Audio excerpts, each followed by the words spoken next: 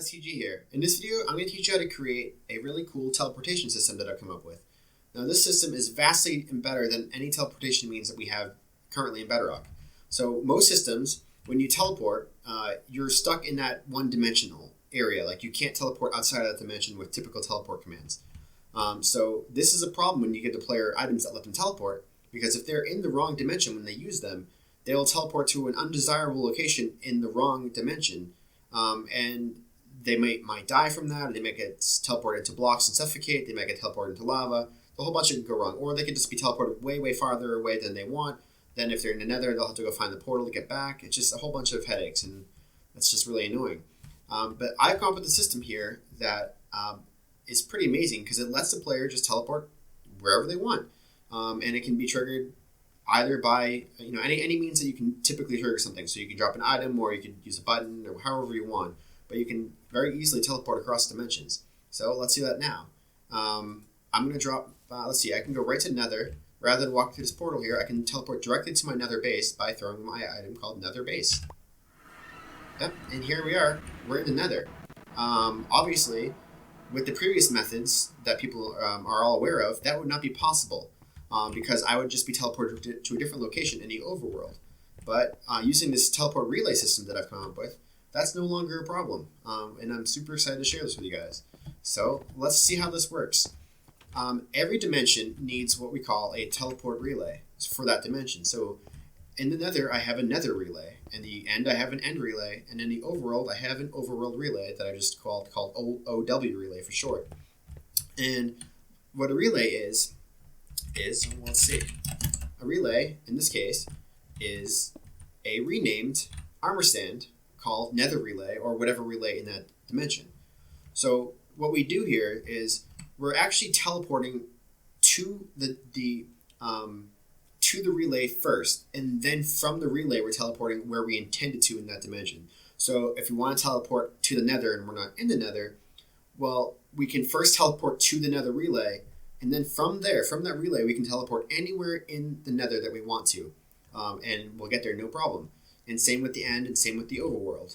So this allows us to travel between them seamlessly, and it happens so fast, literally in a single game tick, that you never ever see yourself down here. So technically, for a moment in time, you are right next to the relay, and then you teleport to the proper location after that. But it happens so fast that you never actually see yourself next to that relay. So watch. Technically, when I throw this, when I drop this item, I'm going to be teleported there, and then over here, outside. But instead, you're going to see me just automatically be outside. Ready? Boom. Right? That was instant. Literally one game tick, and we're here. So it's pretty amazing. It's so fluid how it works, and yeah, basically, it works probably as good as it does in Java, where Java you don't even need to do that, but this works flawlessly and very, very quickly.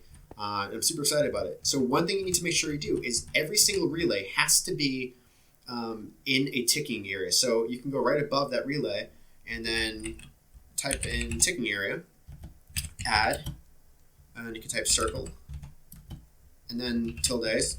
Oops. And now you want to put in a radius. So if you're in the end or the Nether, you probably don't need a ticking area that's too large unless you have other things going on you want to keep running. I would just use a ticking area of 1, and then you want to name that ticking area something. So I'm in the Nether, I'll call this Nether. And this way, the relay will always be loaded. And because the relay is always loaded, I can always teleport myself to the relay first, and then to where I want to go. If the relay is not in a ticking area, it won't work because the relay is not loaded, and the game doesn't recognize that the relay exists. So that's why it has to be loaded. So obviously you click enter, but I've already done this. So you do the same thing for the end and also the overworld. In the overworld, though, I suggest you just put the relay over by your spawn. So just again, I would always encase them in Bedrock to keep them safe from players, because you don't want these breaking or being interacted with by players. So just hide them from players and encase them in Bedrock and protect them. But in the spawn in your overworld, I suggest making a larger ticking area of like 4 chunks around. That way, if you have farms or other command blocks in that area, they will all continue running anyway. So that's just food for thought. But again, it's very important they're all in the ticking area. Okay, so let's go back. Let's teleport back from the Nether. over to the overworld. So I'll just go right into game mode S here so you can see. I'll teleport to my dirt hut this time.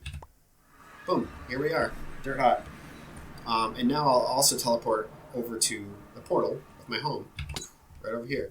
And the set home and home mechanic is another feature, another system that I've created that other people have created too. There's multiple videos you'll find on this topic, but I have a video on this too. You can check it out. It doesn't actually use teleport commands, but it uses another means to teleport a player.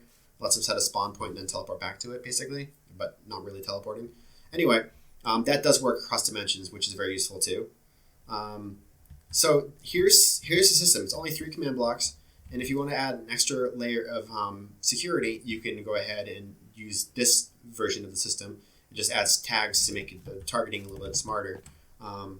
But again, make sure that in each dimension you have the properly named relay, hidden and secure, encased in Bedrock, and I would definitely name them something very obvious like OW relay, end relay, another relay, something like that. So here, same thing. You can see here he is, and I'm not going to bother showing the end one because it's the same exact thing. Just make sure you name them correctly, and once they're named correctly, they're good. And so again, you teleport to the relay first, and then anywhere else after that. So if I had 10 different locations that a player could teleport to in the overworld, all 10 of them would first pass through the relay, and then anywhere they wanted to go. And that's especially true if you're going to have an item system like this where they can drop an item, because players will have the opportunity to have these items on them, so they might accidentally use them in the wrong dimension. You want to make sure that they don't get punished for doing that and killed or whatever. So that's why the system is so great, because it works properly, and you don't get killed accidentally in the wrong dimension or teleport where you don't mean to go. So that's how that works. Let's get rid of this stuff. Okay, let's look at the commands. So, all you have to do for the system, this is going to be repeat unconditional needs redstone, but you have to, obviously, if you're going to use the item variant where you trigger the whole system with an item that you drop, so you teleport when you drop an item, then you would use this code where execute at the dropped item and enter the name however it is. So if there's a space in the name, you have to put a space, of course, with their quotation marks. If there's no space, you don't need the quotes. And if the item is named with a color, like if you named it with a color, then you have to put a color in there too. Like if you made the text red or something, you have to make it the same exact color text, so it's the same thing. So it will basically look for that item, and it will target the nearest player in a 4-block radius of that item, and then teleport that player directly to that relay, whichever relay you want. So this destination is in my overworld, so I'm going to teleport them first to the overworld's relay.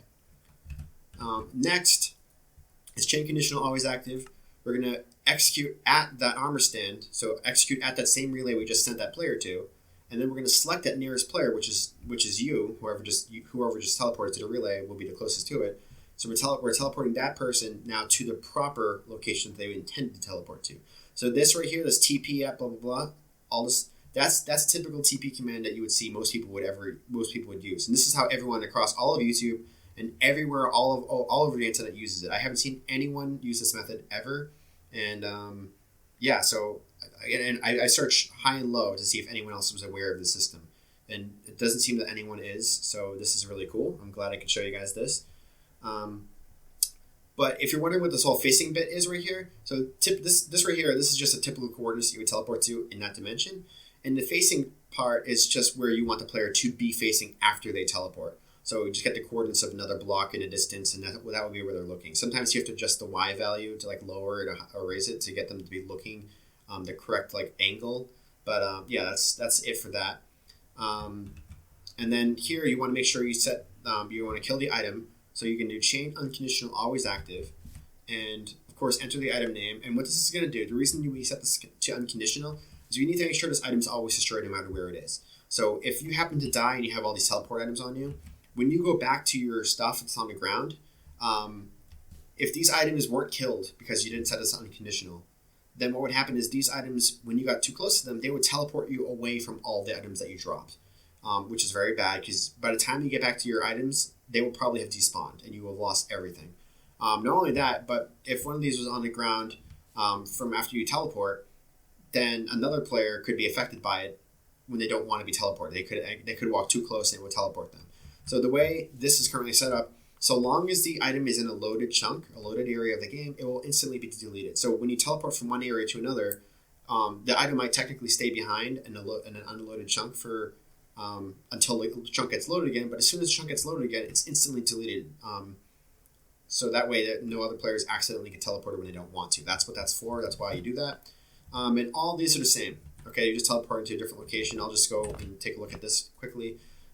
Here's an example of teleporting to a different relay. Again, because we're going to be targeting the end with this we want to teleport to the end. We're going to target the end relay. If you want to teleport to the nether, you target the nether relay. It's pretty self-explanatory in that regard. Whatever dimension you want to teleport to, you target that relay to teleport to, and then the next set of coordinates in this command will be the location in that dimension that you want to be, and if of course the facing if you want that.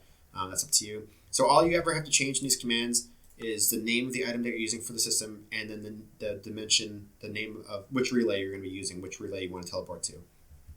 That's it.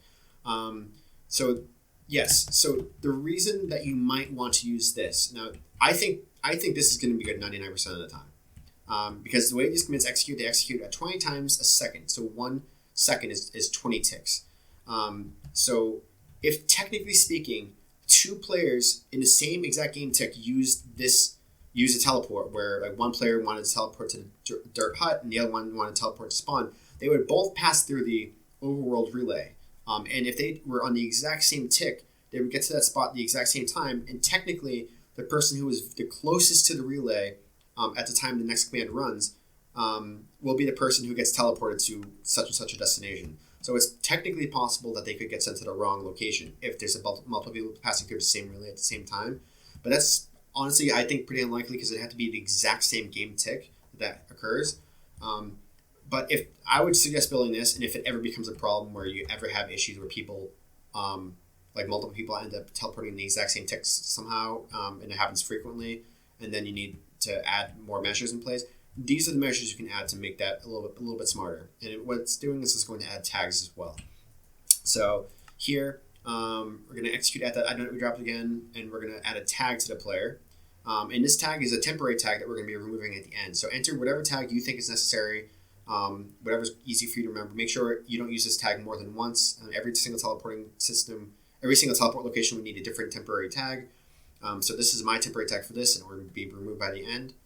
And here, now we're going to target the nearest player to that item with the tag, that temporary tag that we assigned, and it's going to teleport them to the relay that you want. And then again, this is chain conditional, always active. All these ones are, and this one was repeat unconditional, needs redstone, or you can have it always active if you don't want it. If you just want it to be always active, but make sure you power it otherwise, obviously. And then here, of course, is the chain unconditional kill item command. So the difference here is once you teleport to the relay, so you are now in the correct dimension, and that you know this for a fact. Well, now we can target all players with that tag, because in the event that two players are teleporting to this place in the exact same game tick, and they both had this tag, they would actually both get teleported to the correct location instantly. So it would work if multiple people had this tag. But the thing that it protects you from is it would protect you from situations where two people were like teleporting to different locations but passing through the same relay. It would make sure that those people had different tags associated to them, so that they wouldn't accidentally overlap and teleport the wrong. Like the person who wants to go to spawn wouldn't get teleported to the dirt hut, and the person from here wouldn't get teleported there. You know what I mean? So okay, that's that. So here's the command for that. So we can just target that player with that tag. Now we can remove the tag. So now we can tag all, like affecting all players who have this tag, remove that tag from them. And then once again, we're going to kill the item for the reasons I described previously. So you would just do that same thing for all of them. And very quickly, if you want to make this item this system not rely on a dropped item, all you have to do is delete everything from execute all the way to right before TP. So just keep TP in there, and then you can power this with a button or whatever you want, and maybe change the radius to what's better. That way you can press a button and it will teleport to the player to a different dimension, and then it will execute this next line of code, where it will then teleport them where you want. Same with over here. Again, this one would change where instead of executing from the dirt hut item, you would then just execute. You would just delete this all entirely and just instead just start with tagging the player. So when they press the button, they get this tag, and then it will and then here you get rid of this because you don't need to execute this item again. You just start with TP. Again, change the radius if you need, and you're gonna or you can even get rid of the radius.